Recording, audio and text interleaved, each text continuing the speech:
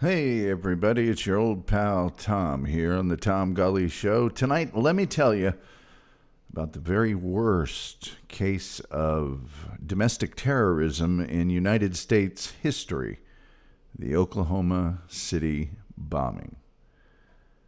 We'll get into all the details about that, the planning, the reasons, the aftermath, and much, much more tonight on the program. This, of course, is our cold open that we do for our wonderful audio podcast audience that we cherish so much. We like to have a little talk before we play a few songs that allow people to file into our live streaming interactive YouTube program. And that's why we do this. I guess a lot of people are coming out of their, self-imposed exile from the winter weather today. It's finally warm enough for people to come out. Of course, a big mistake here in Dallas to have done that earlier. Hey, it's 30-some degrees. Let's go out on the roads. No, those are still icy, and you're going to have a pileup. And they did. It was amazing. I didn't, because I can drive in this. I grew up in Indiana, for crying out loud. I've lived in Michigan. I've lived in Utah. I've lived in a lot of places with very, very, very bad, icy, treacherous roads for months on end. In Indiana, sometime in November or December, the sky turns gray, the leaves fall off the trees at some point, and it stays that way until May. And in March, you can get ice storms at any time during the state basketball tournament, which is the most important event that occurs in Indiana, which you know if you've seen the movie Hoosiers. And by the way, we've done an episode on the movie Hoosiers. So I can drive in it. The problem is they cannot drive on it. I recall one time here in Dallas when they got just a little bit of ice. It was a four-way stop near where I was living, and I came up to the four-way stop, and there was 40 cars on each branch of the four-way stop. Now, I at the time had a pickup truck, and I kept two 20 or 40-pound bags of salt that I would put above the rear axles just to get more traction when the weather was rainy or something or whatever. And I took one of those bags and I started walking toward the intersection because I know no one else would have thought to salt the intersection's stopping areas so the ice would melt and people could get going again. And as I'm walking to the center of the four-way stop, I see another dude, and he's got a big bag of sand or something, on his shoulder. And I got close and ripped the top open, started to sprinkle it. I kind of looked up at him and waved. He waved back, and he said, "Minnesota." And I said, "Indiana." And then we both laughed and went about our business and saved all of the people. And it's not their fault. They don't know how to drive on it because they don't have to drive on it, for crying out loud. But I don't go about amongst them.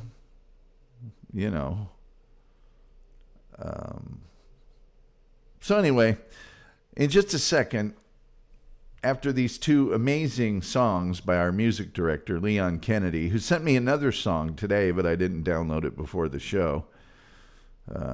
We got two great songs. If you're listening on audio podcast and you don't like to listen to songs, and fast forward through them, but I think you'll enjoy these because they're about me, and therefore I love them. And when those are over, let me tell you about the Oklahoma City bombing.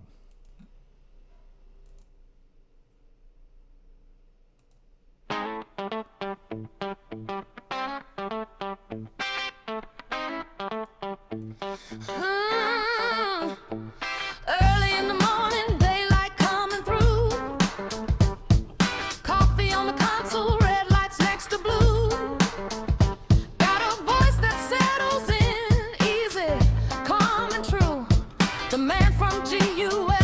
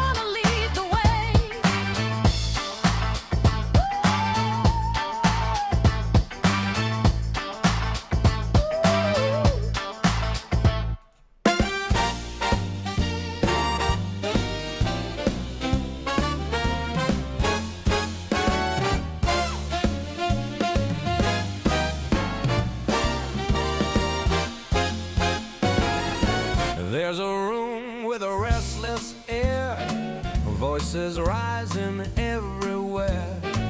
Most fall wide or miss their mark till one cuts through and stops the spark.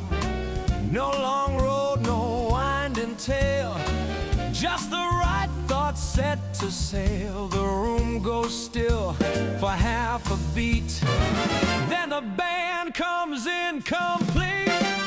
That's the point, my pal, you saw it land. Right in time with the swing of the band.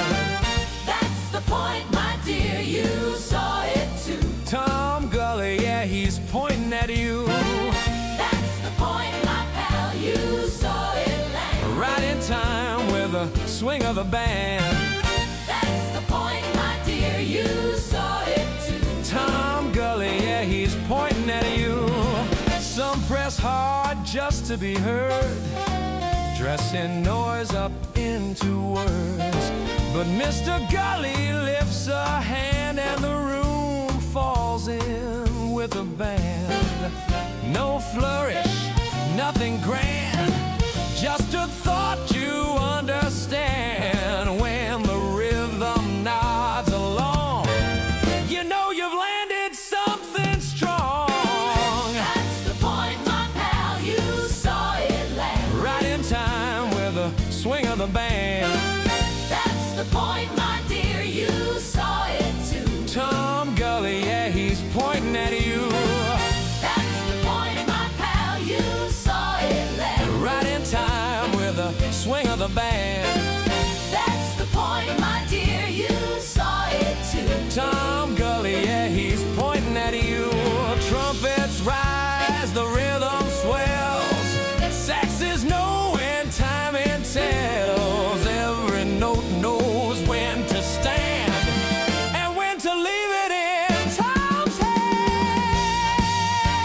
Yeah.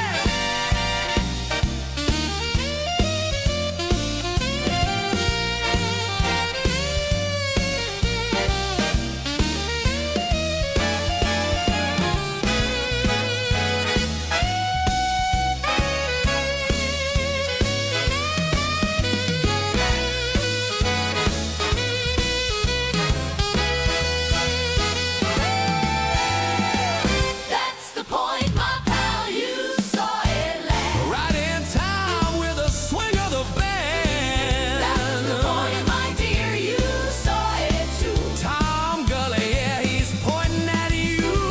That's the point, my pal, you saw it land. Right in time with the swing of the band. That's the point, my dear, you saw it too. Tom Gulley, yeah, he's pointing at you.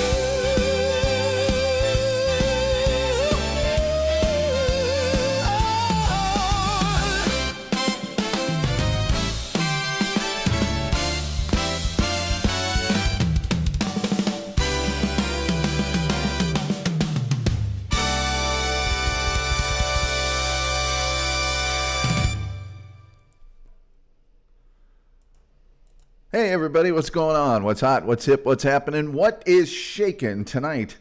Let me tell you about the Oklahoma City bombing, the very worst incident in domestic terror in United States history. We'll get into all the elements of it, some of which I did not know, some of which may surprise you. We shall see.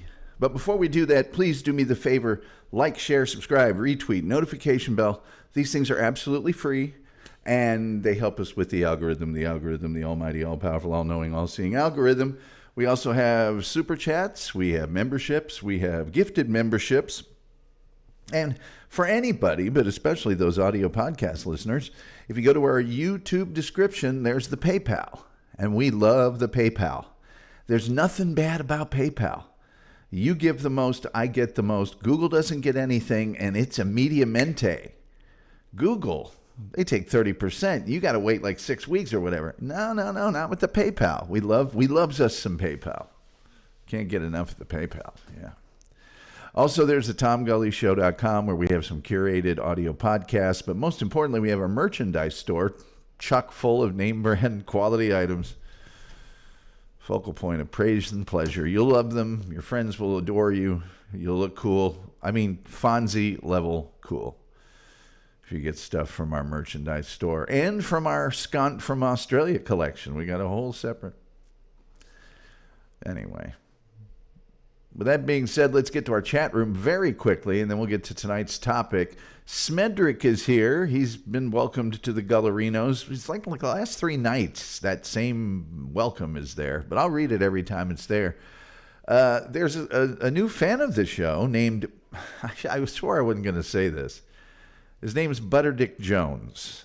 I'm just going to call him Butter Jones from now on because I feel stupid saying the other name.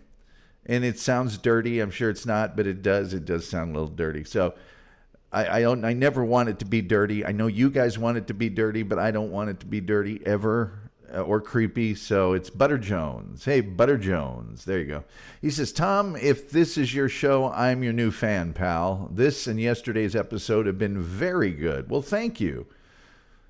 Although this one hasn't really even started yet, so I don't know how it could have been very good, but whatever. Hey, by the way, we did a show Sunday on homicide, life on the street, and it's actually getting pretty good numbers as far as views, but the likes are terrible.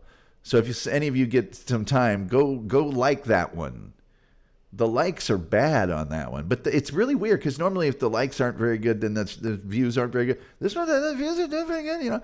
But anyway, Butter Jones says, for crying out loud, I'm from Plattsburgh. We're born into the ice and snow in that hellish frozen hellscape of upstate New York. Yeah, upstate New York gets it pretty bad sometimes. Indiana gets the lake effect off of the Great Lakes, and it just dumps all over it. Also, it's flat from like Iowa all the way over, so nothing. Terry Nee says, beautiful music. Who is this Tom Gulley fella? I don't know. Who's Terry Nee? Crappy at Life says, happy to be here. Always good to see our good friend Crappy. You know, this upcoming Monday, we're going to have Hal Eisner, who is a legendary Los Angeles newsman and anchor, and he was in broadcasting for 58 years. And I will mention this to him. When he and I are on the air Monday, we will have over 100 combined years of broadcasting experience on the air at one time. And I say that only to mention this. Way back when I first started, I could never in a million years have envisioned the notion that I would be saying things like, Butterdick Jones says, Crappy at Life is here. Never thought it would happen. Never thought it would happen. The Guido Samurai is here. He says, my ninja, Tom Gulley, what's up? Good to see you, Guido. Jared's here, says H2BH, happy to be here. By the way, we did play the Happy to Be Here song in just a few minutes ago, and we will play it at the end of the show. Dark Lelit's here, says Richard Jones just doesn't have the same ring. It doesn't, Lelit. Jared says maybe call him Butter D Jones. It's more PG than G. Crappy at Life's asking me if I've seen The National Debt. Is that a movie? Anyway, let's get into tonight's topic. Shall we? Let's shall. How about we shall? On April 19th, 1995, American anti-government extremist Timothy McVeigh, assisted by Terry Nichols, detonated a makeshift bomb stored in a rental truck parked in front of the Alfred P. Murrah Federal Building in Oklahoma City, Oklahoma, in an act of domestic terrorism. The attack killed 167 people, injured 684, and destroyed more than 1/3 of the building. The attack also destroyed or damaged 324 other buildings, destroyed 86 vehicles, and caused an estimated $652 million worth of damage. During rescue operations after the bombing, a rescue worker was killed after being struck on the head by falling debris, bringing the total death toll to 168.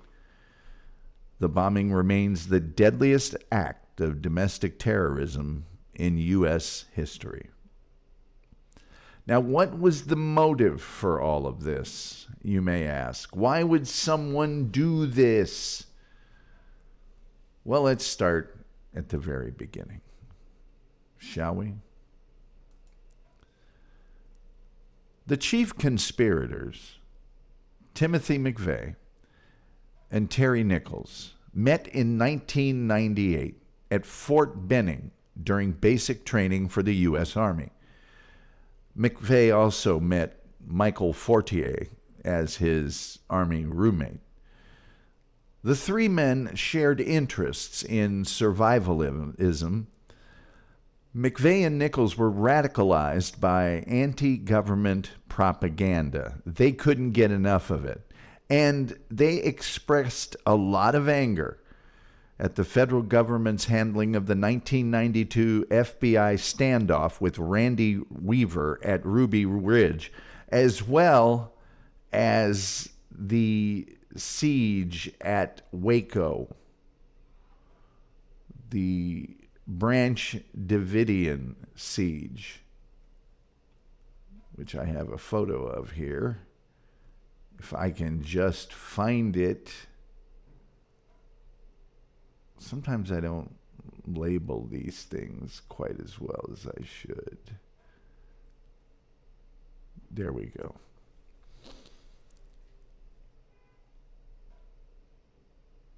The Waco siege, of course, a 51-day standoff in 1993 between the FBI and Branch Davidian members that began with a botched ATF attempt to execute a search and arrest warrant.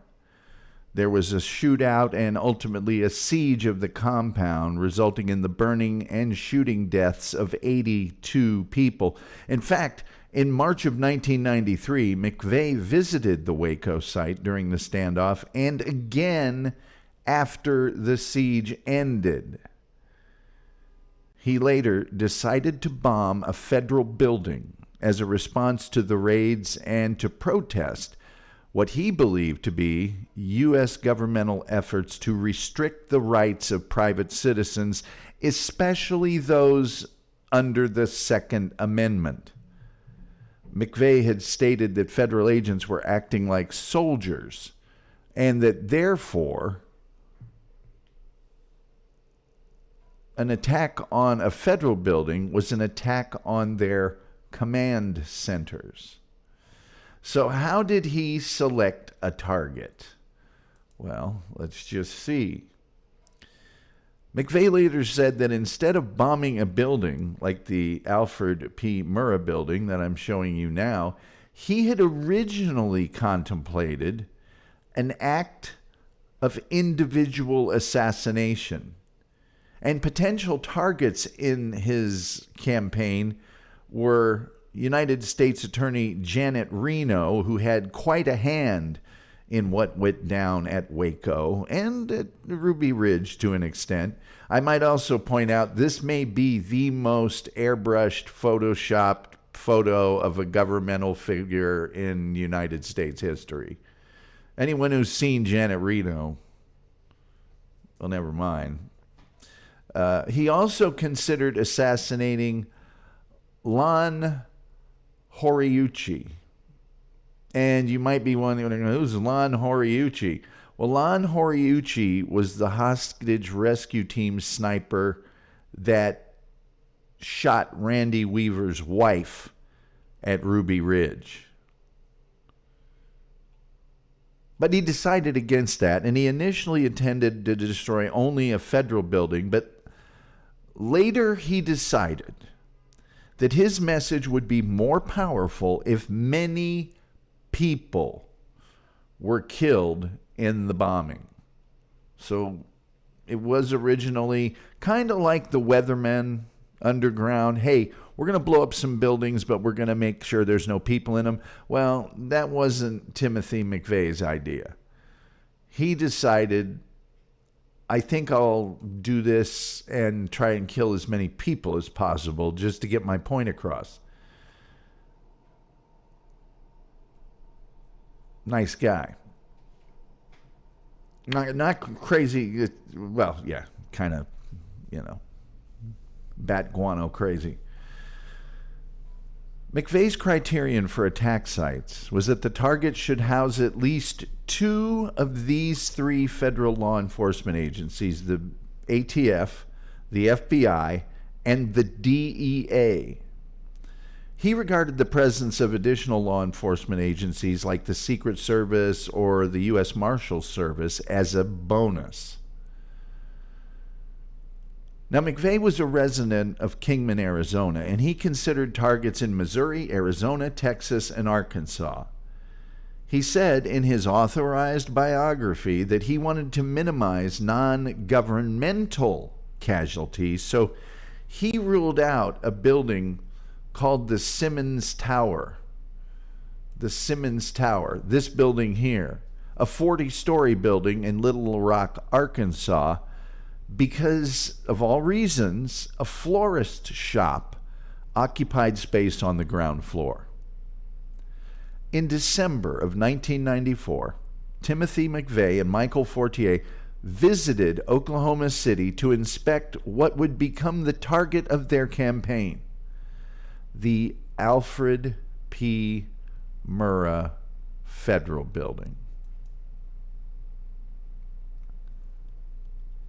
The 9-story tall building, built in 1977, was named after a federal judge and housed 14 federal agencies, including the DEA, the ATF, the Social Security Administration, and recruiting offices for both the Army and the Marine Corps. McVeigh chose the Murrah Building because he expected its glass front to shatter under the impact of his planned explosion. He also believed that its adjacent large open parking lot across the street might absorb and dissipate some of the force and protect the occupants of nearby non-federal buildings. He also believed that the open space around the building would provide better photo opportunities for propaganda purposes. And he planned the attack for April 19th to coincide with the second anniversary of the Waco siege and the 220th anniversary of the battles of Lexington and Concord during the American Revolution. Rumors have alleged that the bombing was also connected to the planned execution of Richard Snell, an Arkansas white supremacist who was a member of the Covenant, the Sword, and the Arm of the Lord, nice name of a crazy group of people, and who was due to be executed the day the bombing took place. Prior to his execution, Snell predicted that a bombing would take place on that day. Though his execution was not confirmed to be a motive for the bombing, Fort Smith-based federal prosecutor Stephen Snyder told the FBI in May of 1999 that Snell wanted to blow up the Oklahoma City building as revenge for the IRS raiding his home. Now, how did they go about gathering materials for this little endeavor? We'll get to that right after I read some of your remarks. I can't read them all. We're getting to the point where I can't really read 100% all of them.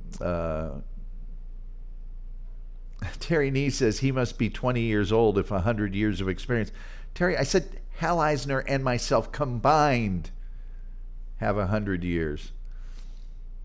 Fishman says bombs are bad, okay? Team Brittany is here. Team Brittany, I got your emails, and there's a few things there I'll deal with later. I'll email you back after the show's over. Guido Samurai says they never mentioned Terry Nichols. Oh, yes, Terry Nichols, a big part of the whole thing. We'll get into all that. Judy Tester says, well, now you got to get rid of those implicating records somehow. Oh, the chef is in the kitchen. He's in the kitchen tonight with Neil, Cooper, and Jason, and they are apparently under a huge rush. He also sent me some pictures of some sliders, I think, that I'll show on tomorrow's show. Anyway, Team Brittany says, I'll never forget the photo on the cover of Time magazine. So sad. The Wolf says the motive was he was a complete nut job. And I believe the photo that Team Brittany is referring to is that one there that was on the cover of Time magazine.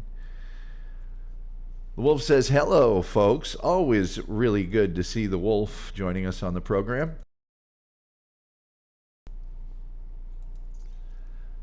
People saying hi. We do have the most cheerful chat room on the internet, as verified by independent sources. Fishman says, Tom Gulley is my secret FBI handler. It's complicated parasocial relationship, but we make it work somehow. Yes, Fishman, we do. Crappy at Life says, inspired by the Turner Diaries, a great read, highly recommended. Crappy at Life, I was going to put that's interesting that you mentioned that, because the Turner Diaries are a very bizarre anti-government type of document, somewhat similar to the Anarchist's Cookbook or some other things. But the cover of that particular publication is so awful that I didn't load it in as a visual. Judy Tester says, sometimes the best delivery man is an unhinged guy, so they think he delivered it and not you. Team Brittany says, Fishman, and you've been very good lately. Stay in the field till you get the signal on Sunday. People saying hi. Fishman says, I am Tom Gulley's top guy. I've got so many top guys. The Guido Samurai says, wait, Oklahoma was worse than 9/11? Well, Oklahoma was domestic terrorism, and 9/11 was a different kind of terrorism, don't you see? Let's see. Why don't I get myself back on here? I'm sick, tired of showing this picture already. Really am. I grow weary. Even though my frames per second have dropped like a stone here. Come on. Up we go. I don't know what's going on with my OBS lately. I'll look over there in a second. It'll be back to like 1 million. All right. Let me see here. Team Brittany says, Brad Taylor, author. Fishman, I have read that. Fishman says, Brian Burrow. Okay. Team Brittany says, unhinged psychopaths walk among us, and she is right. The Wolf says, but was he a member of the Thunderbolt of Justice? No, the Wolf, well, that's just a group just for you. Lucas Malago says, well, Tom, and he donates $5. Thank you so much. Well, Tom, it looks like you're going to have to do a show on Waco. Well, it's going on the list. We'll do a show on Waco, which I've been down there. I didn't cover it, but I've been down there. Team Brittany says, that's it. Oh, that's the picture. Gosh, must be comforting to be so gullible, says Judy Tester. I don't know what you're talking about. Me? Someone else? Crappy at Life says, it's a great adventure story. All part of the Paladin Press, says the Wolf. So let's get to our gathering materials. Judy Tester, you do not want... I think I had a debunking 9/11 show of all the people that's got all these conspiracy theories. Please, don't make me. Don't make me. It's just ridiculous. We have to get Terrible Tim exhumed. I don't know if there's even anyone in the chat right now. There might be. Kind of doubt it, but there might be. There was a guy who was a major conspiracy theory guy named Terrible Tim. And one 9/11, he called in at the very end of my show when I used to have the phone line and wanted to debate 9/11 with me. And we probably did another 2 hours at the end of the show with me talking to Terrible Tim. I think it's still up. Back in the archives. But kind of easy to debunk all of that nonsense.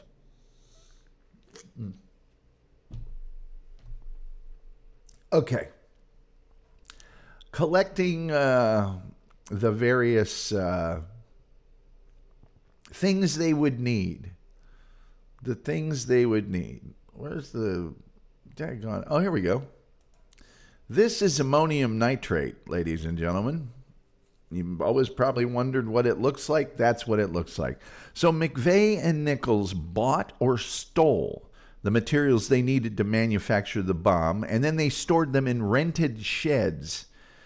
In August of 1994, McVeigh obtained 9 binary explosive kinesticks from gun collector Roger E. Moore in Arkansas, and with Nichols ignited the devices outside Nichols' home in Harrington, Kansas.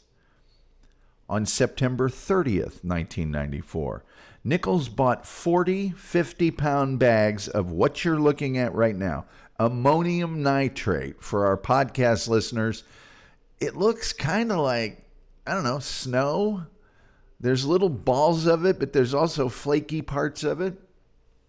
Anyway, he bought 40 50-pound bags of ammonium nitrate fertilizer from Mid-Kansas Coop Co-op. They've just spelled it wrong here. By they, I mean me. From Mid-Kansas Co-op in McPherson, Kansas. Enough to fertilize 12.5 acres of farmland at a rate of 160 pounds of nitrogen per acre, an amount commonly used for corn. Nichols bought an additional 50-pound bag on October 18th, 1994. McVeigh approached Fortier and asked him to assist with the bombing project, but he refused. I think a lot of people call him Fortier. I'm not doing that. That's not how it's pronounced. McVeigh and Nichols then robbed Moore in his home of $60,000 worth of guns, gold, silver, and jewels, transporting the property in the victim's van.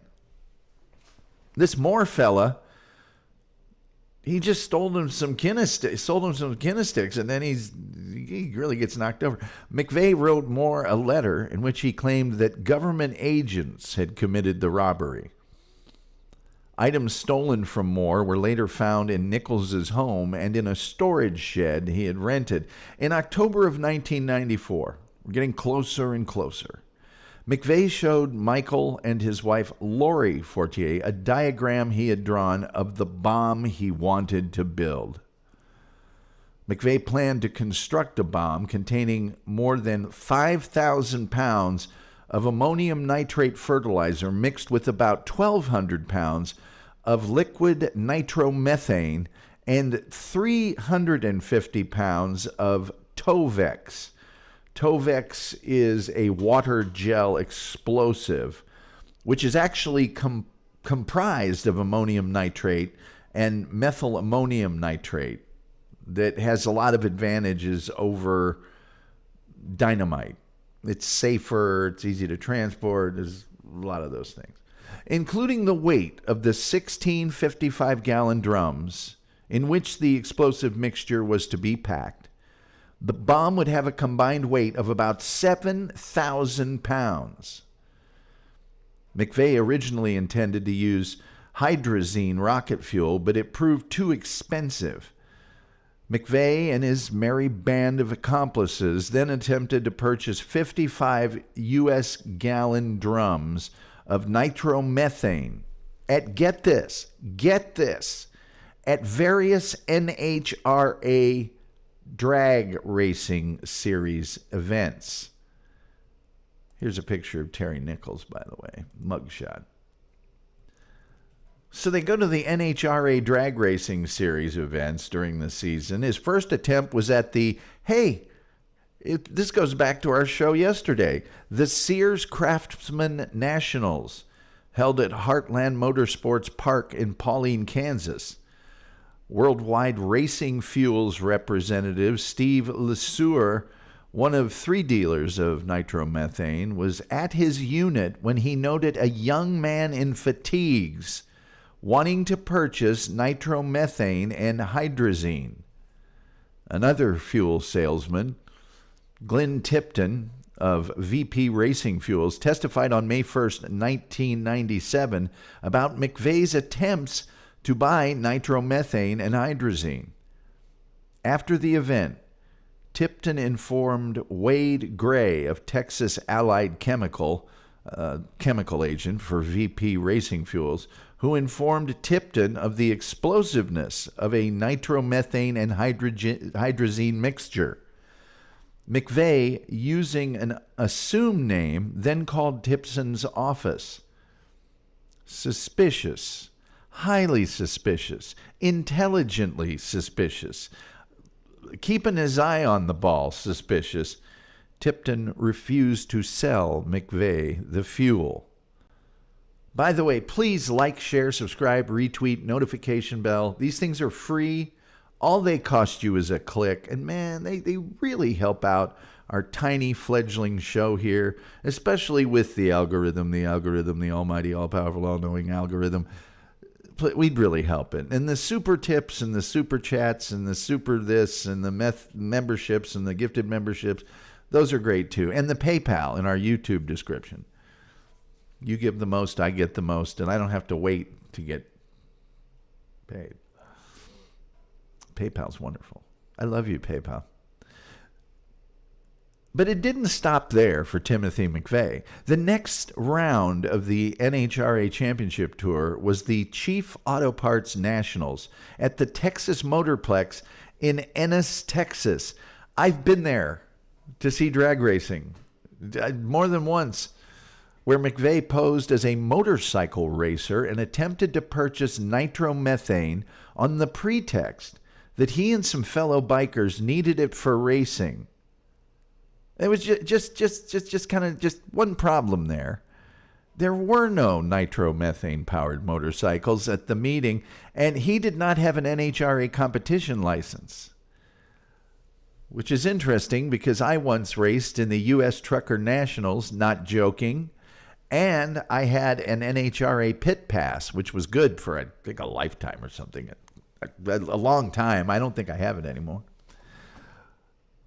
LeSueur is there again, and he again refuses to sell McVeigh the fuel because he was suspicious of McVeigh's actions and attitudes, but VP Racing Fuels representative Tim Chambers, typical sales guy, yeah, okay, I'll go ahead and sell some. You got to make a sale. He sold McVeigh 3 barrels of nitromethane. Chambers questioned the purchase of 3 barrels when typically no more than 5 gallons would be purchased by a top fuel Harley rider, and the class was not even racing there that weekend. Thanks, Tim Chambers. Thanks. McVeigh rented a storage space in which he stockpiled 7 crates. 7 crates of 18-inch long Tovex sausages, 80 spools of shock tube. Shock tube is a detonator. It's a non-electric explosive fuse. And it's like a hollow tubing, and that hollow tubing protects the ability to initiate a signal to an explosive by means of a shock wave inside that tube.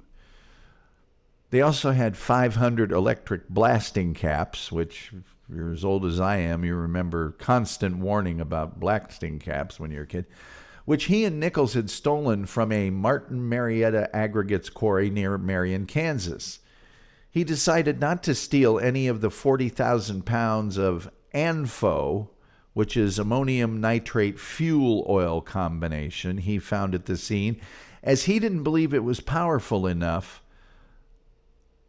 McVeigh made a prototype bomb that was detonated in the desert to avoid detection. McVeigh was quoted as reflecting on the deaths of victims in the bombing as saying, "Think about the people as if they were stormtroopers in Star Wars. They may be individually innocent, but they are guilty because they work for the evil empire." This will not be the last science fiction reference that makes its way into this mess.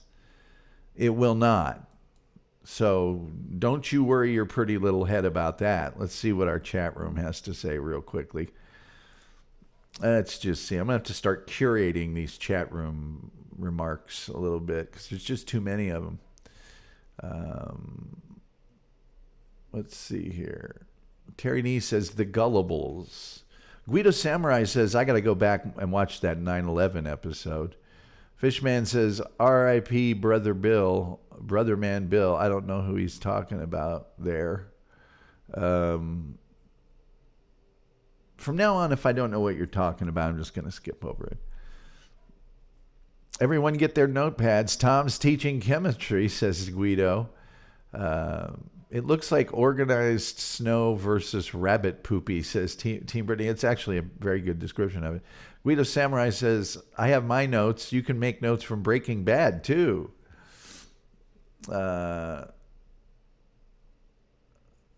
Guido says, Dear federal bureaucracy of investigation, we are only listening to this podcast for educational purposes.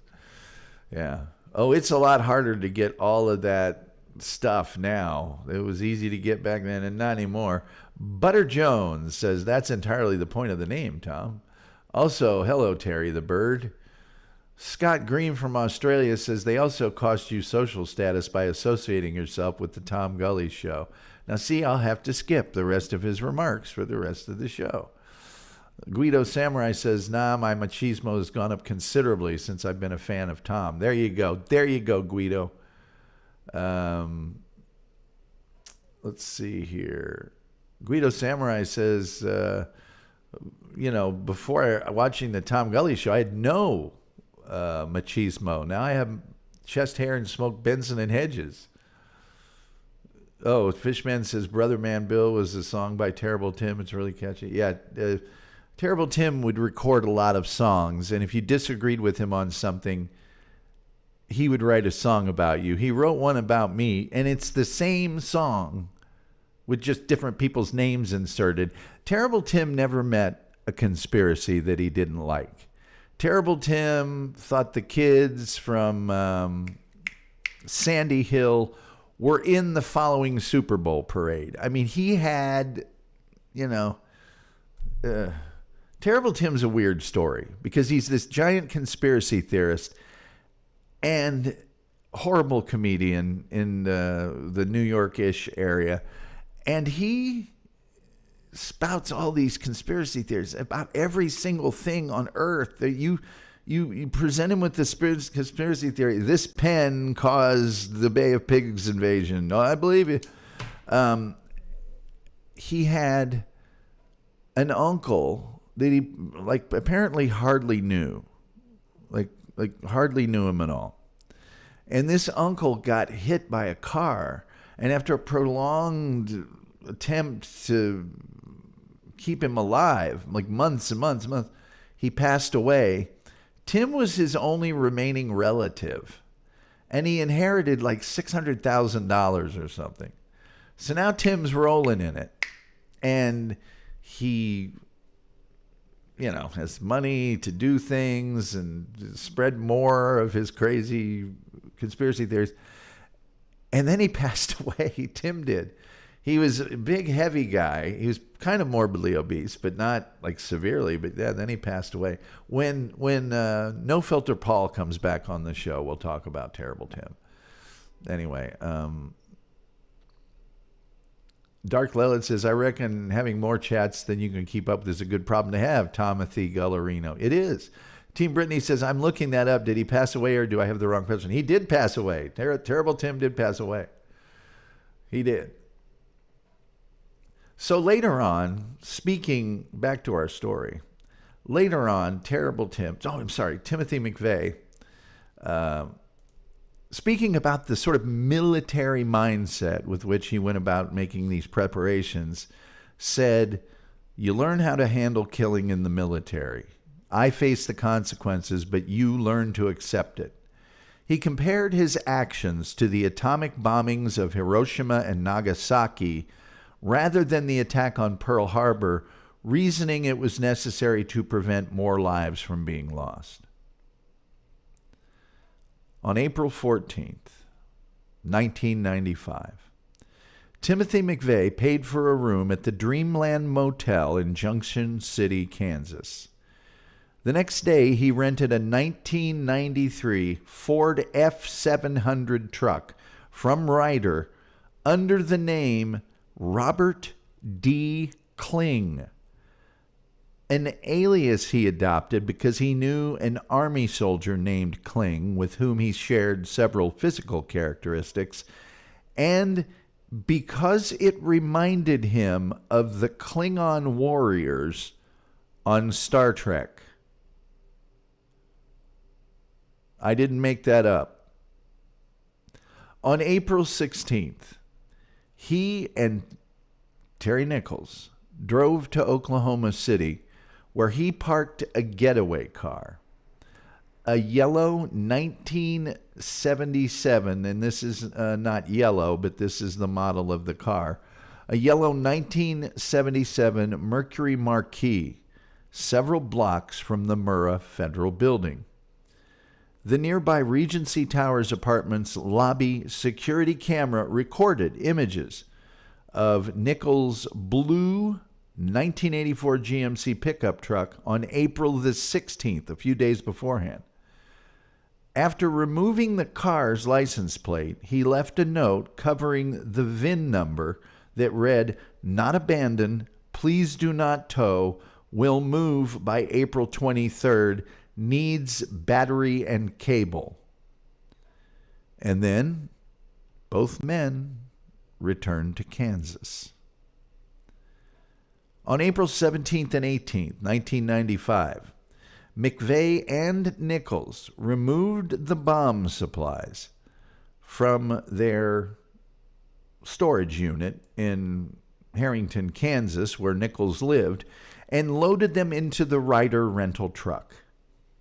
They then drove to Geary Lake State Park, where they nailed boards onto the floor of the truck to hold the 13 barrels in place and mixed the chemicals using plastic buckets and a bathroom scale.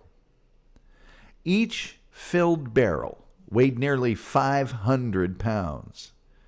McVeigh added more explosives to the driver's side of the cargo bay so he could ignite at close range with his Glock 21 pistol in case the primary fuses failed. During McVeigh's trial, later, Lori Fortier stated that McVeigh claimed to have arranged the barrels in order to form a shaped charge. And a shaped charge is a hollow charge. It's a charge that, if shaped with a cavity, is an explosive charge that will focus the effect of the explosion. That's what the shape does. He achieved this by tamping the aluminum side of the panel truck with bags of ammonium nitrate fertilizer, to direct the blast laterally toward the building. Specifically, McVeigh arranged the barrels in the shape of a backwards J. He later said that for pure destructive power, he would have put the barrels on the side of the cargo bay closest to the Murrah building.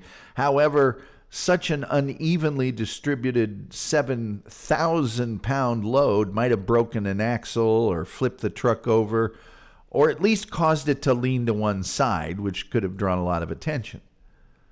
All or most of the barrels of ANNM, which stands for ammonium nitrate nitromethane mixture, contain metal cylinders of acetylene intended to increase the fireball and the brisance of the explosion. The brisance is, or the brisance, however you choose to pronounce it, is the shattering capability of a high explosive, mainly determined by its detonation pressure.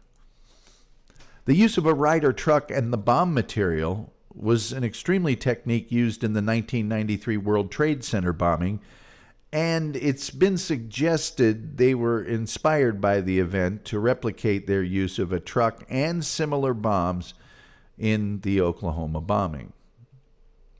McVeigh then added a dual fuse ignition system accessible from the truck's front cab.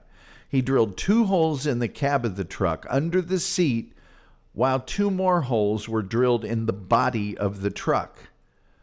One green cannon fuse was run through each hole into the cab, and these time-delayed fuses led from the cab through plastic fish tank tubing conduit to two sets of non-electric blasting caps, which would ignite around 350 pounds of the high explosives that McVeigh stole from a rock quarry.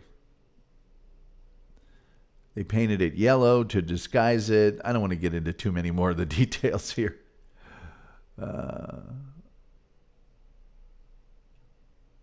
They left a lot of the materials and tools used for manufacturing the bomb in the truck so they'd be destroyed in the blast.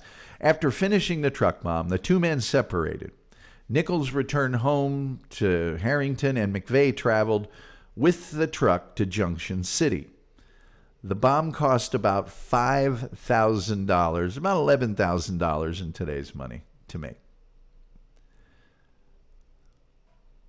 Now to the actual event itself. McVeigh's original plan had been to detonate the bomb at 11 a.m., but at dawn on April 19, 1995, he changed his mind and decided on 9 a.m. As he drove toward the Murrah Federal Building in the Ryder truck, McVeigh carried with him an envelope containing pages, yes, crappy at life, you're right, from the Turner Diaries, a fictional account of white supremacists who ignite a revolution by blowing up the FBI quarters at 9:15 one morning using a truck bomb. McVeigh wore a printed T-shirt with Sic Semper Tyrannis, thus always to tyrants, which according to legend Brutus said during the assassination of Julius Caesar, and is also claimed to have been shouted by John Wilkes Booth immediately after the assassination of Abraham Lincoln. The shirt also had "The tree of liberty must be refreshed from time to time with the blood of patriots and tyrants," which is a Thomas Jefferson quote. He also carried an envelope full of revolutionary materials that included a bumper sticker with the slogan falsely attributed to Thomas Jefferson, "When the government fears the people, there is liberty. When the people fear the government, there is tyranny."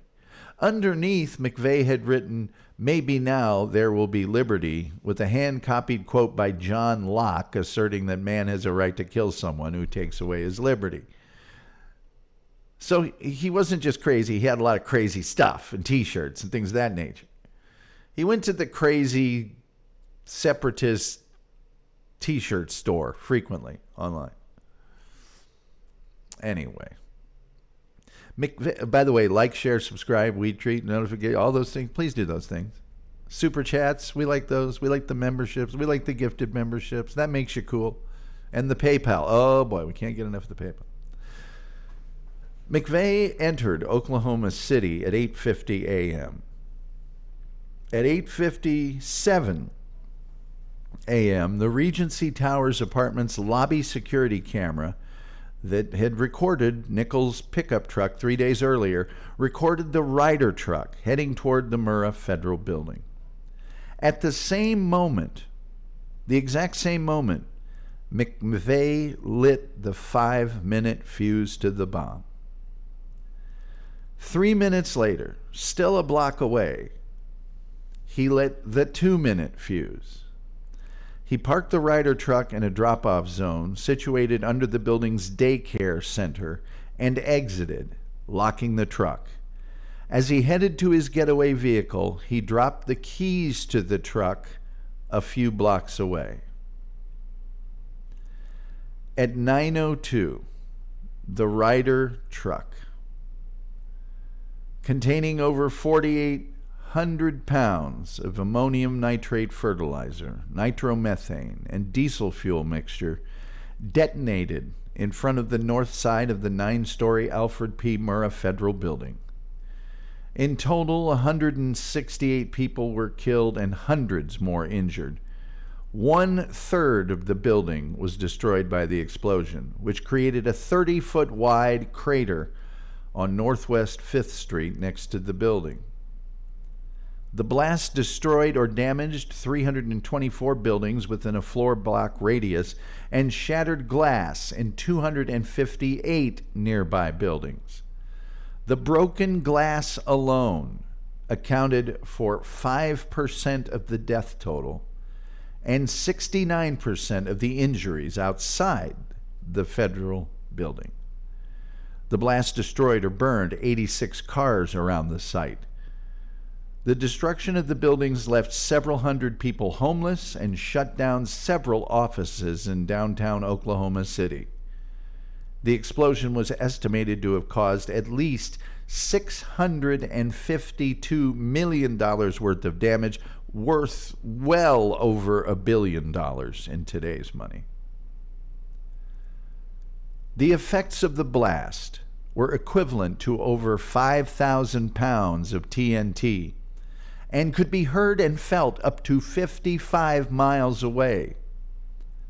Seismometers at the Omniplex Science Museum in Oklahoma City, 4.3 miles away, and those in Norman, Oklahoma, 16 miles away, recorded the blast as measuring approximately 3.0 on the Richter scale. The collapse of the northern half of the building took roughly 7 seconds. As the truck exploded, it first destroyed the column next to it, designated as G20, and shattered the entire glass facade of the building. The shock wave of the explosion forced the lower floors upward, before the fourth and fifth floors collapsed onto the third floor, which housed a transfer beam that ran the length of the building and was being supported by 4 pillars below, as well as supporting the pillars that hold the upper floors.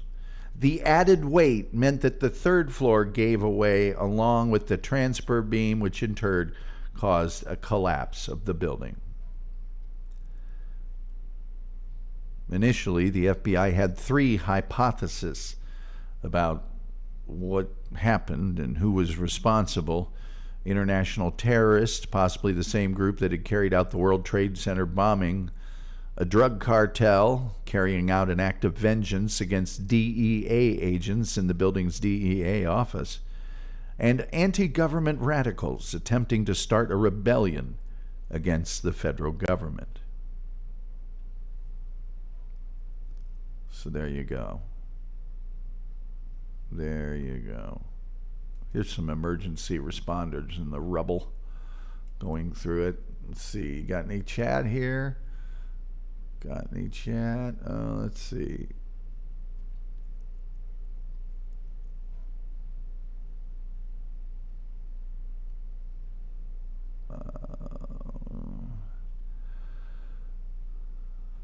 Crappy Life says Clang, not Clang, Kling. Isn't the Klingon main planet called Kling? I don't know.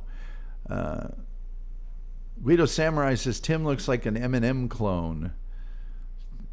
Team Brittany says John Locke, like from Lost. I think John Locke got his name from that or something, but yeah, probably. John Locke from Lost was very much like John Locke, the guy. Melva Bumpus says whole thing was an inside job. Feds did it as part of the PATCOM operation. Yeah, sure. Do you use Reynolds Wrap or you just use store brand for your tinfoil hat? Team Brittany says not now. Not now, Melva Bumpus. Do you go full out with the non-stick, the aluminum Reynolds, or do you just...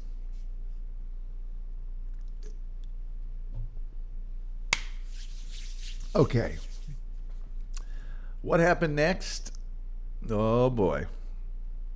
Well, Mr. Mastermind, Timothy McVeigh,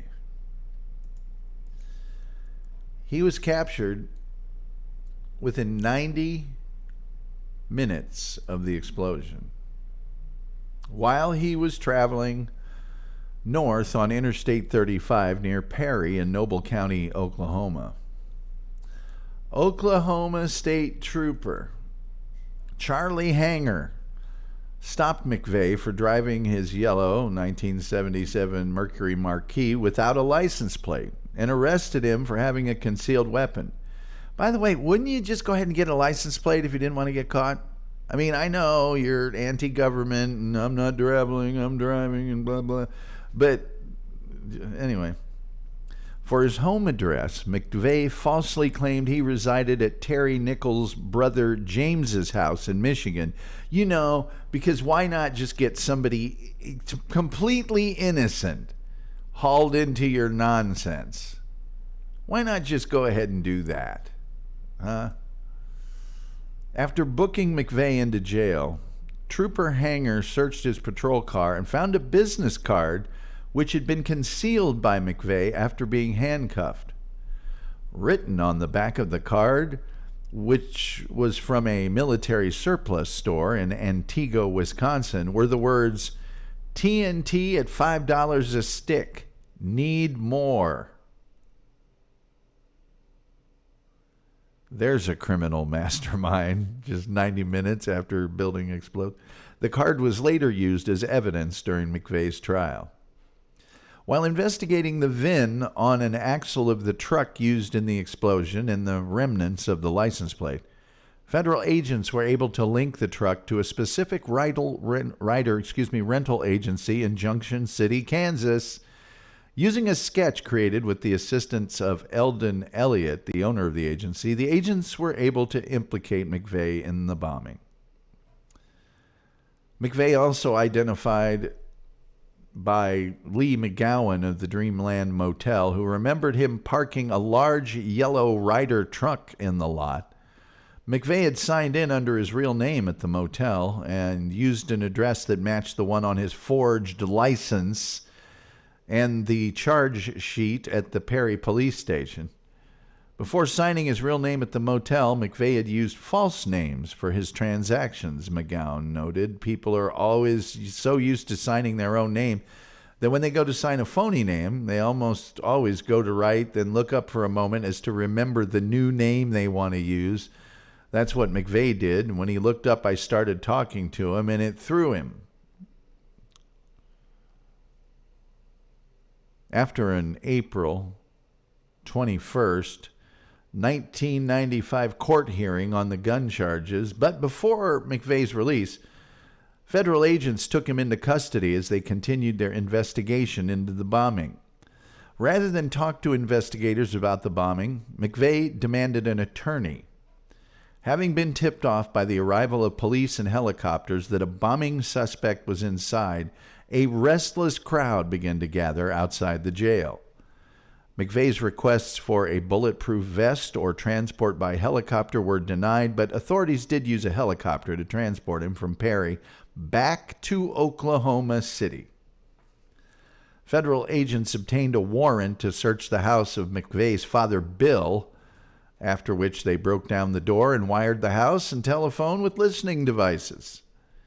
FBI investigators used the information gained, along with the fake address McVeigh had been using, to begin their search for the Nichols brothers, Terry and James.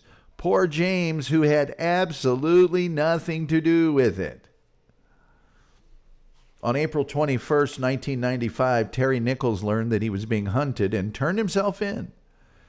Investigators discovered incriminating evidence at his home: ammonium nitrate and blasting caps, the electric drill used to drill out the locks at the quarry, books on bomb making, a copy of Hunter, the novel found, not the detective series, but the founder of the chairman of the National Alliance and White Nationalist Group, a hand-drawn map of downtown Oklahoma City on which the Murrah Building and the spot where McVeigh's getaway car were hidden had definitely been marked.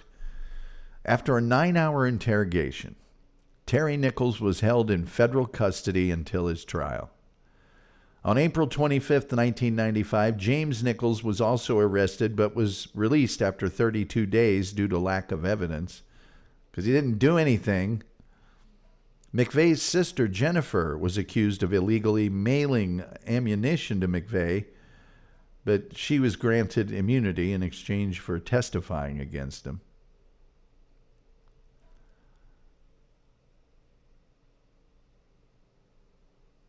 There's some people from Jordan that were detained and questioned by the FBI at the airport, and Arab American groups criticized the FBI for racial profiling. Janet Reno denied these claims, and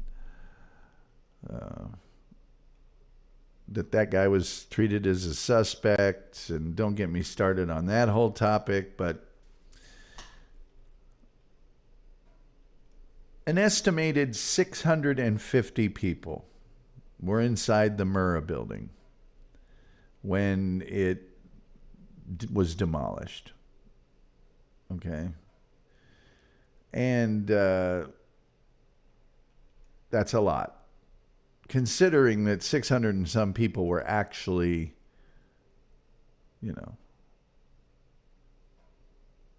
hurt. By the end of the day, 14 adults and 6 children were confirmed dead and over 100 injured. The toll eventually reached 167 confirmed dead, not including an unmatched left leg that could have belonged to an unidentified 168th victim. Most of the deaths resulted from the collapse of the building rather than the bomb itself. There were 163 who were killed in the Alfred P. Murrah Federal Building, 1 person in the Athenian Building, 1 woman in a parking lot across the street, and a man and a woman in the Oklahoma Water Resources Building. A rescue worker, Rebecca Anderson, was indirectly killed after the bombing. She was struck on the head by falling debris during rescue efforts. Victims ranged in age from 3 months to 73 years and included 3 pregnant women. Of the dead, 108 worked for the federal government. The Drug Enforcement Administration, the Secret Service, the Department of Housing and Urban Development, 35 people, by the way, from HUD. The Department of Agriculture, the Customs Office, the Department of Transportation, Federal Highway Administration, the General Services Administration, and 40 people from the Social Security Administration. 8 of the federal government victims were federal law enforcement agents.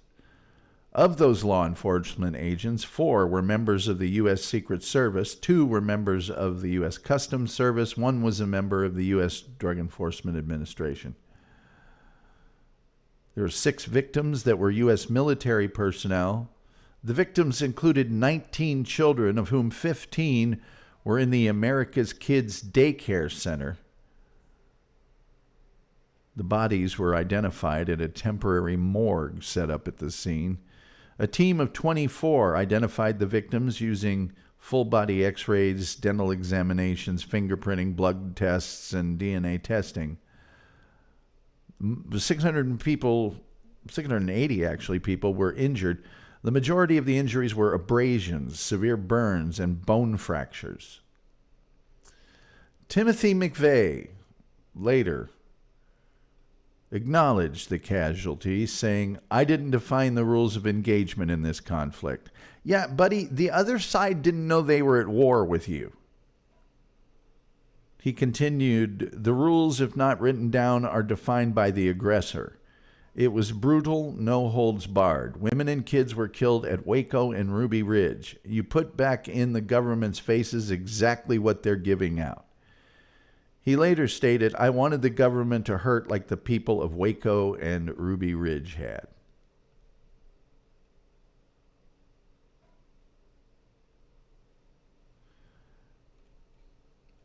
At 9:03 a.m., the first of over 1,800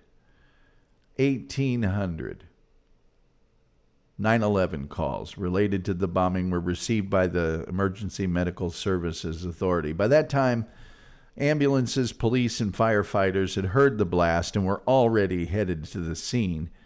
Nearby civilians who had also witnessed or heard the blast arrived to assist the victims and emergency workers. So, the nearby public was running over there as well in order to try and help. Within 23 minutes of the bombing, the State Emergency Operations Center was set up, consisting of representatives from the state departments of Public Safety, Human Resources, Human Services, Military, Health, and Education. Assisting were agencies including the National Weather Service, the Air Force, the Civil Patrol, and the American Red Cross. Immediate assistance came from 465 members of the Oklahoma National Guard who arrived within the hour to provide security. Terrence Yeekey and Jim Ramsey from the Oklahoma City Police Department were among the first officers to arrive at the site.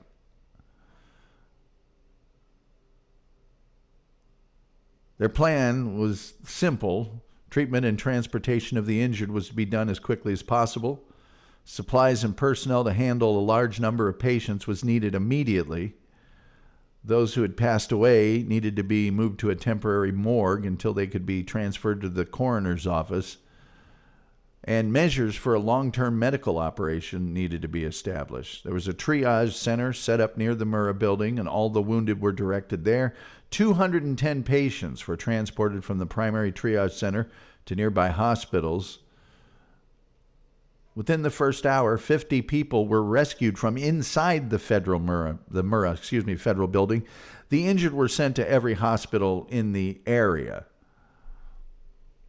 The day of the bombing, 153 people were treated at St. Anthony Hospital, 8 blocks from the blast. Over 70 people were treated at a Presbyterian hospital, 41 people treated at University Hospital, 18 at Children's Hospital.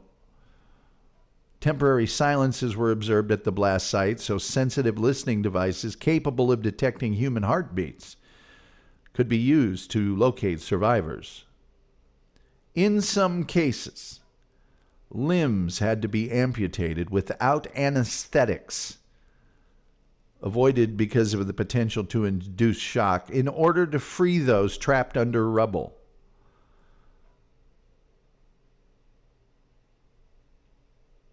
At 10:28 a.m., rescuers found what they believed to be a second bomb, but some rescue workers refused to leave until police ordered the evacuation of a 4-block area around the site. The device was determined to be a 3-foot-long Tau missile used in the training of federal agents, an anti-tank missile, kind of like a bazooka shell. Although inert, it had been marked live in order to mislead arms traffickers in a planned sting operation. Relief of the order to evacuate came about 45 minutes later when they determined it was a dummy shell. 12,000 people participated in relief and rescue operations. 24 canine units and out-of-state dogs were brought in to search for survivors and bodies in the building debris. 100 to 350 tons of rubble were removed from the site each day from April 24th to April 29th.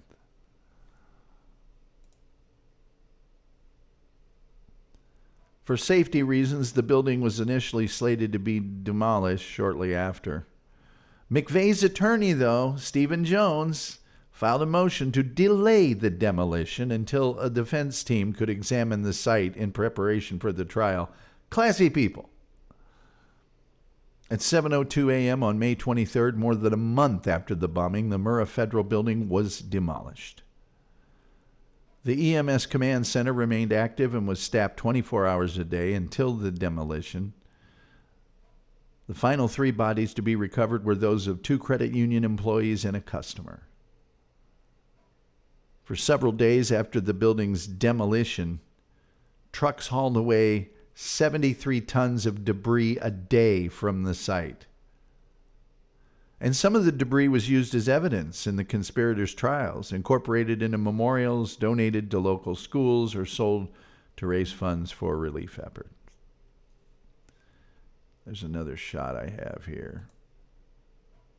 Come on. Come on, be good to Daddy.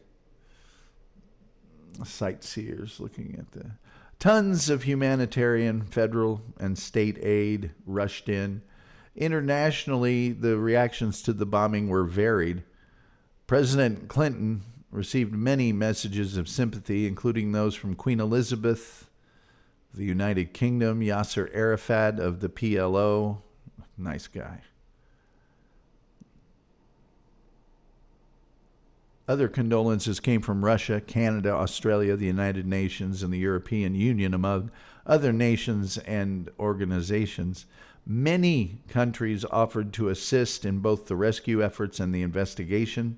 France offered to send a special rescue unit.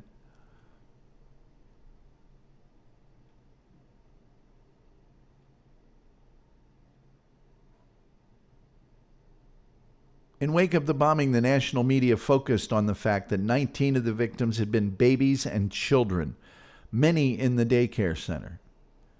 At the time of the bombing, there were 100 daycare centers in the United States in 7,900 federal buildings. McVeigh later stated that he was unaware of the daycare center when he chose the building as a target, and if he had known, it might have given me pause to switch targets. That's a large amount of collateral damage. The FBI stated that McVeigh scouted the interior of the building in December of 1994 and likely knew of the daycare center before the bombing. And this was corroborated by Terry Nichols, who said that he and McVeigh did know about the daycare center in the building and they did not care.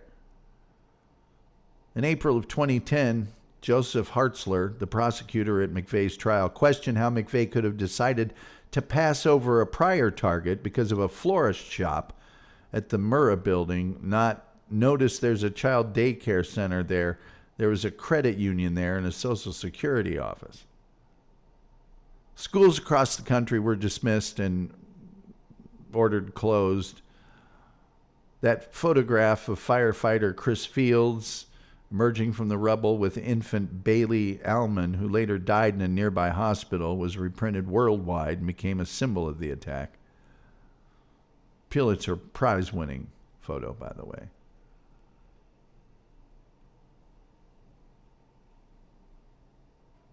Hundreds of news trucks and members of the press arrived, of course.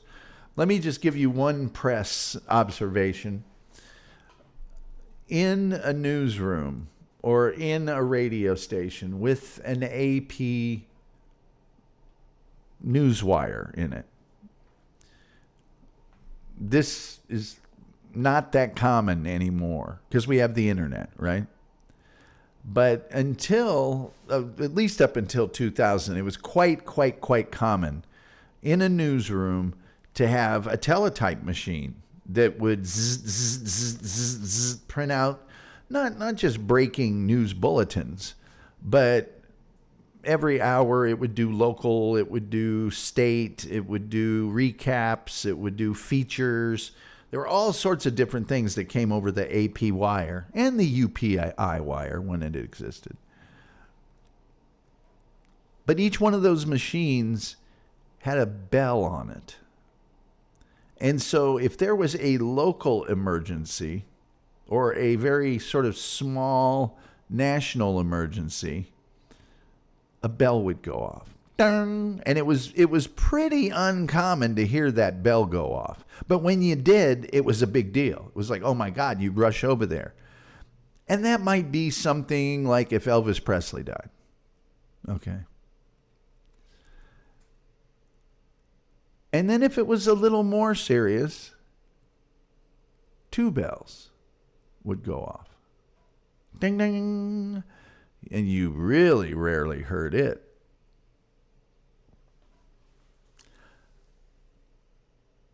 And then I think 3 bells was the biggest. If not, it was 4 bells. There was no more than 4. But I think it was 3.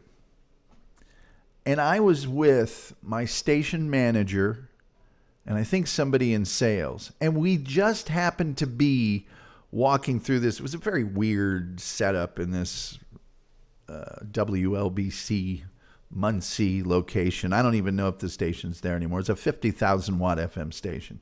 And they had an AM as well. And we're walking through and all of a sudden, ding, ding, ding.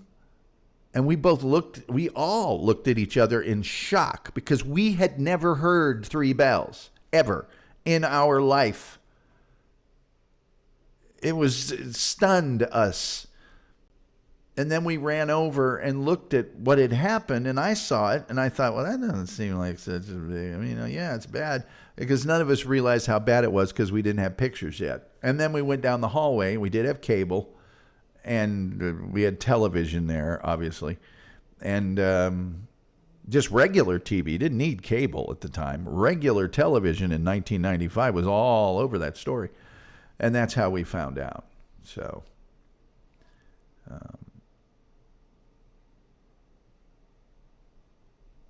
the media heavily covered the trials of Timothy McVeigh and Terry Nichols and the search for another suspect named John Doe number 2, which to this day is a heavy source of conspiracy theories. Does that look like the same guy? Some say yes, some say no. There's another picture of a guy in a hat, too. Several witnesses claim to have seen a second suspect who did not resemble Nichols or McVeigh. Those who expressed sympathy for McVeigh typically described his deed as an act of war, and that's ridiculous. Absolutely ridiculous. At any rate, the FBI led the official investigation known as OK Bomb, with Weldon L. Kennedy acting as special agent in charge. Kennedy oversaw 900 federal, state, local law enforcement personnel, including 300 FBI agents, 200 Oklahoma City Police Department agents, 125 members of the Oklahoma National Guard, 55 from the Oklahoma Department of Public Safety. The largest task force for crime since the investigation of the assassination of JFK.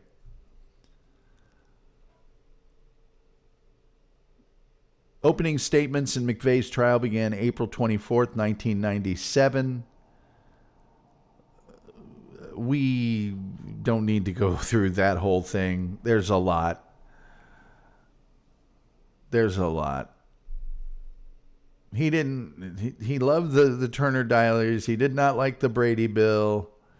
McVeigh was represented by 6 attorneys, not just one. Yeah.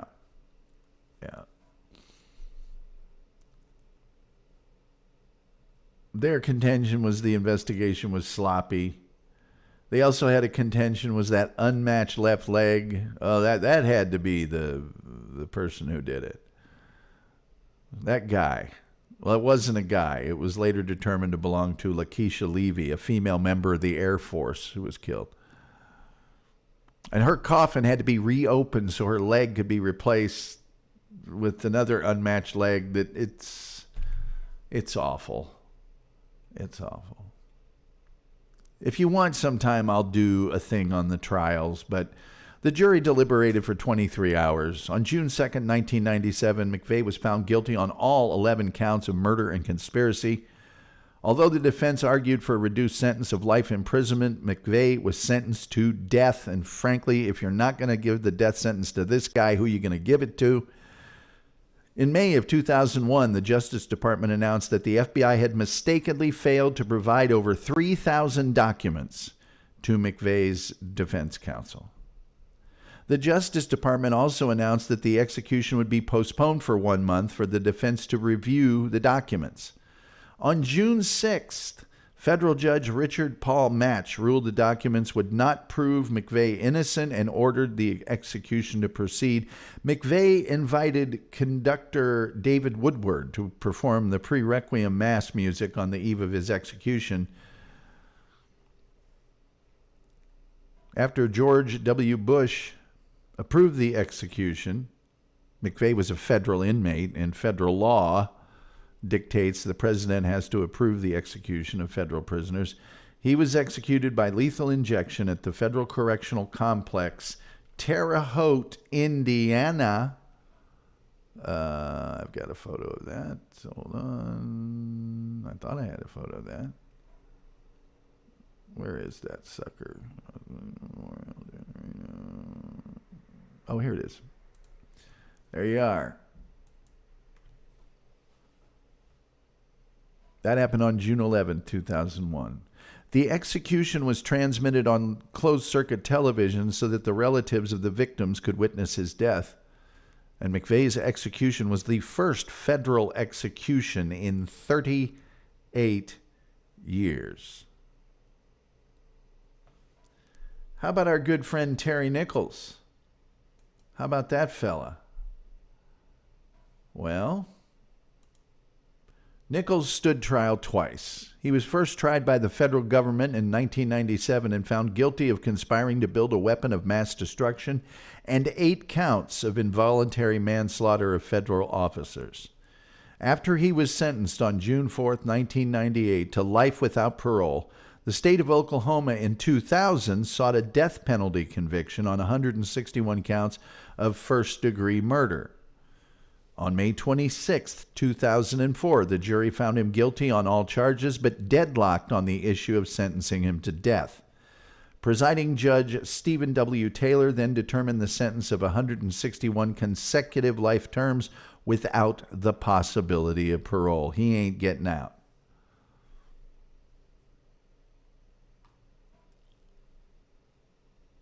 And they put him in this guy right here. He's never getting out, by the way. In March of 2005, FBI investigators acting on a tip from Gregory Scarpa Jr. searched a buried crawl space in Nichols' former house and found additional explosives missed in the preliminary search after Nichols was arrested. What about Michael and Lori Fortier? Well, they were considered accomplices for their foreknowledge in the planning of the bombing. In addition to Michael's assisting McVeigh in the scouting of the federal building, Lori had helped McVeigh laminate the fake driver's license that was later used to rent the Ryder truck. Michael Fortier agreed to testify against McVeigh and Nichols in exchange for a reduced sentence, but most importantly, immunity for his wife. He was sentenced on May 27, 1998 to 12 years in prison and fined $75,000 for failing to warn authorities about the attack.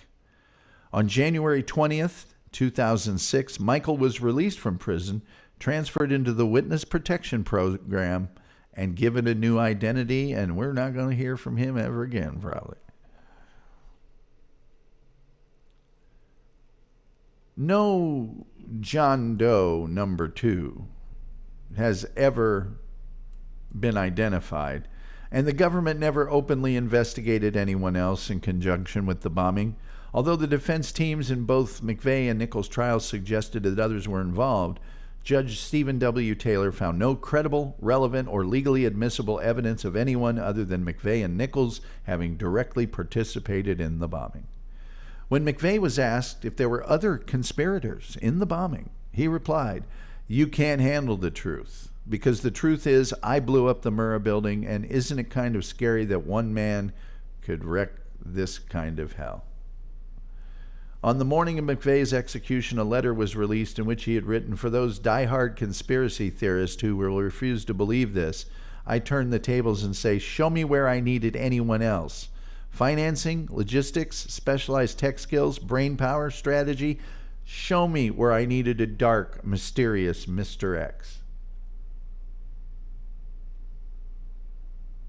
In wake of the bombing, the U.S. government enacted several pieces of legislation, including the Anti-Terrorism and Effective Death Penalty Act of 1996. You don't want to be charged with that one.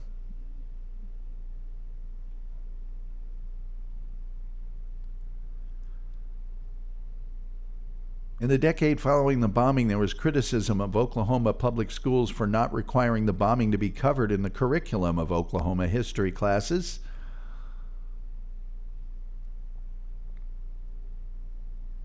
But on April 6, 2010, a bill was signed by Governor Brad Henry requiring the bombing to be entered into the school curriculum for Oklahoma, U.S., and world history classes. We owe it to the victims, the survivors, and all the people touched by this tragic event to remember April 19, 1995, and understand what it meant and what it still means to this state and this nation. In the weeks following the bombing, the federal government ordered that all federal buildings in all major cities be surrounded by prefabricated Jersey barriers to prevent similar attacks. And since then, most of those temporary barriers have been replaced with permanent and more aesthetically considerate security barriers. The Murrah Federal Building had been considered so safe that it only employed one security guard.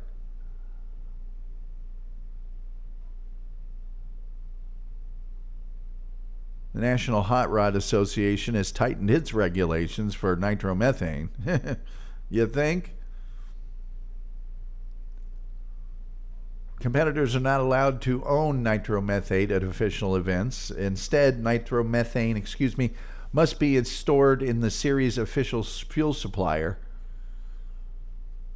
Each time a team purchases nitromethane, it is logged by the series fuel supplier, which dispenses the correct amount of nitromethane ordered to the specific team.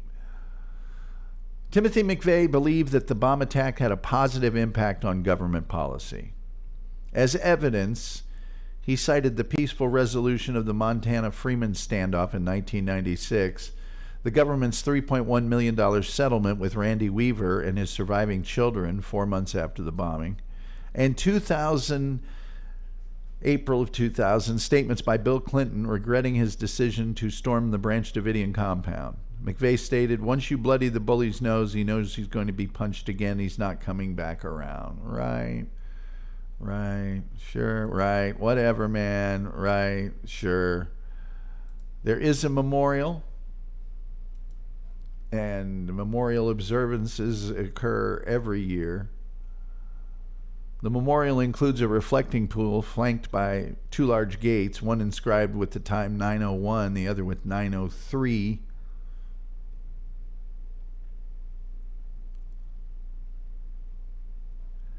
And that's really, there's other things we could talk about, but that's really all I have to tell you about the Oklahoma City bombing. Let's look at a few of your little chats, shall we? I think we shall. Please like, share, subscribe, retweet, notification bell. Spread this thing around, man. We need your help badly. You know, I'm talking to you. We need your help. Your help. Your specific help. Like, share, subscribe. It just costs you a click. That's all.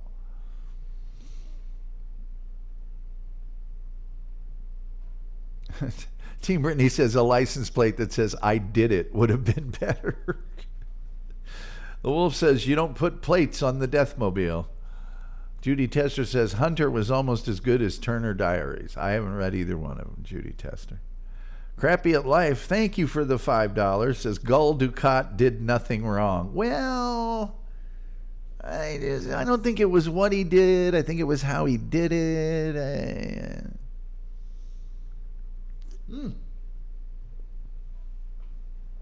He made it to the series finale. Crappy at Life says, will the real Slim Shady please stand up? Please stand up. JC says, you got it. Crappy at Life says, a sad day. Team Brittany says, aside from the age look, that sketch is alarmingly accurate. Team Brittany says, share the stream, gullibles. Yes. Team Brittany, I'm gonna there's a couple of things I'm gonna do as a result of your email. Tomorrow night we will cover legendary photographer Ansel Adams. Ansel Adams, ladies and gentlemen. We'll cover that. And on Thursday, of course, Thursdays we always do a missing person or unsolved mystery. We will cover Jennifer Kessie. Team Brittany is an expert on this subject. And I've actually got another related person. It was already on my list that Team Brittany had. Well, they're part of the same bill. A bill. It's Tiffany Sessions. See, it was right here all along. Incidentally, you guys remember how badly I beat Don Giller in being wrong at things? Remember that? All right. Hey, you guys, remember? Do you think somebody, and I got an email about this the other day, so I better cover it. Somebody asked me if I still had the spoon of gloom. Well, you bet your bippy I got the spoon of gloom. I don't know why it's still here on the desk, but it is.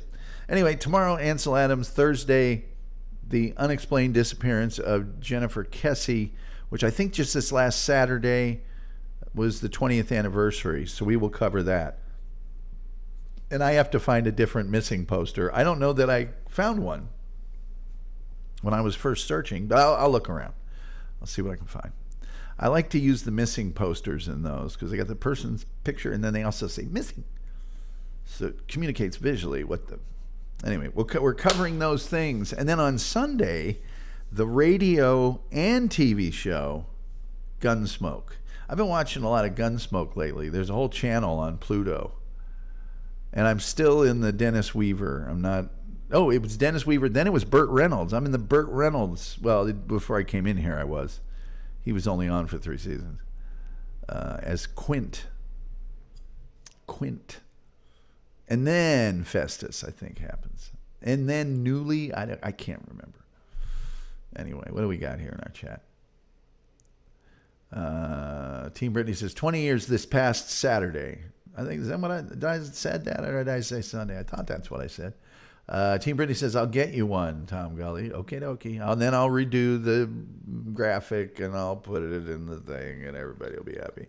Randy says, the crew says, good night, Time, and good night, Gracie. Good night, Gracie. Good night, Neil. Good night, Cooper. Good night, Jason.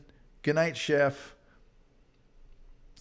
Hope you had a good service. Ooh, there we go. That's really, really excellent restaurant talk from me.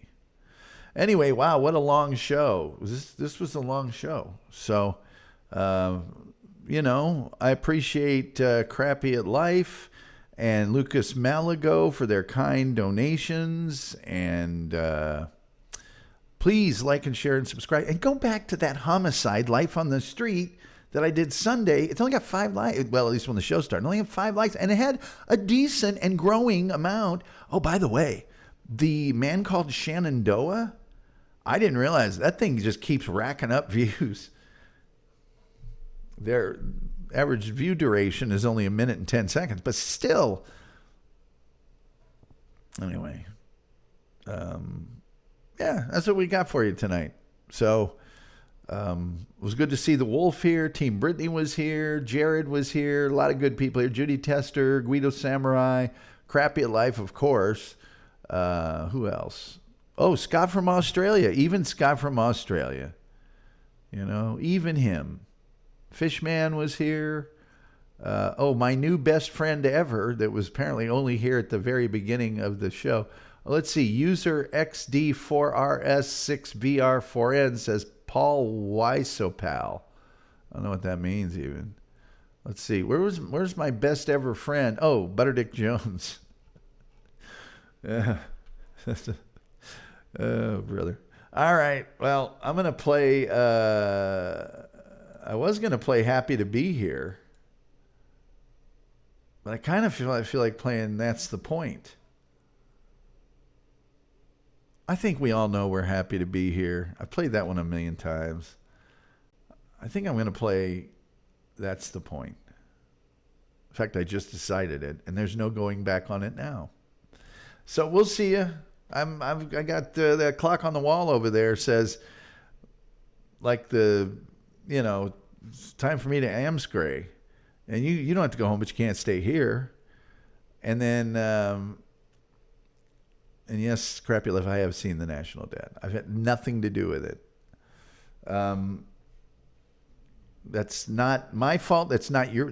you know who's responsible for that. Well, I guess the people voting them in. Whatever. With all that being said, I think the only thing left to say is, till next time, we'll see you next time.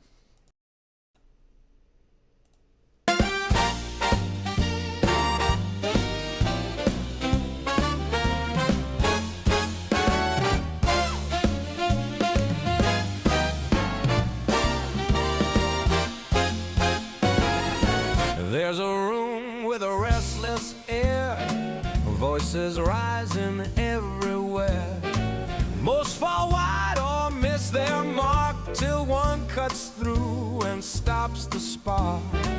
No long road, no winding tale, just the right thought set to sail. The room goes still for half a beat, then the band band comes incomplete. That's the point, my pal, you saw it land. Right in time with a swing of the band. That's the point, my dear, you saw it too. Tom Gulley, yeah, he's pointing at you. That's the point, my pal, you saw it land. Right in time with a swing of the band. That's the point, my dear, you saw it too. Tom Gulley, yeah, he's pointing at you. Some press hard just to be heard, dressing noise up into words. But Mr. Gulley lifts a hand and the room falls in with a band. No flourish, nothing grand, just a thought you understand. When the rhythm nods along, you know you've landed something strong.